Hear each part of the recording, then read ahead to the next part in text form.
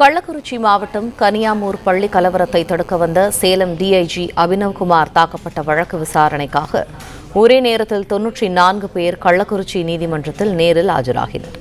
இது தொடர்பான கூடுதல் தகவல்களை எமது செய்தியாளர் சத்தியமூர்த்தி வழங்க கேட்போம். சத்தியமூர்த்தி, வணக்கம். இந்த வழக்கு தொடர்பான முழு விவரங்கள் என்ன?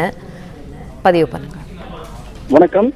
கடந்த 2022ஆம் ஆண்டு ஜூலை மாதம் 17ஆம் தேதி கள்ளக்குறிச்சி அருகே இருக்கக்கூடிய கனியாமூர் பள்ளியில் நடந்த கலவரத்தை தடுப்பதற்காக சேலத்திலிருந்து டிஐஜி அபினவ்குமார் தலைமையிலான 100க்கும் மேற்பட்ட போலீசார் வந்திருந்தனர். அப்போது அவர்களை சின்னசேலம் புறவழிச்சாலை பகுதியில் கலவரக்காரர்கள் தடுத்து டிஐஜி மண்டையை உடைத்து அவர்களுடைய வாகனங்களையும் சேதப்படுத்தி இருந்தார்கள். இது தொடர்பாக சிறப்பு புலனாய்வு குழு போலீசார் 119 பேர் மீது வழக்கு பதிவு செய்திருந்தார்கள். இந்த வழக்கு விசாரணை கள்ளக்குறிச்சி நீதிமன்றத்திற்கு இன்று முதல் முறையாக வந்திருந்தது.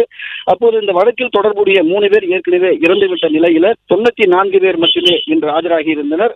எஞ்சி இருக்கக்கூடிய 22 பேர் ஆஜராகவில்லை. அவர்கள் ஆஜராகாததற்கான காரணம் குறித்து அவர்களது தரப்பு வழக்கறிஞர்கள் நீதிமன்றத்தில் மனு தாக்கல் செய்திருந்தனர். இந்த வழக்கை விசாரித்த நீதிபதி இந்த வழக்கு விசாரணையை வரும் ஜூன் மாதம் 10ஆம் தேதிக்கு ஒத்திவைத்து உத்தரவிட்டிருக்கிறார்.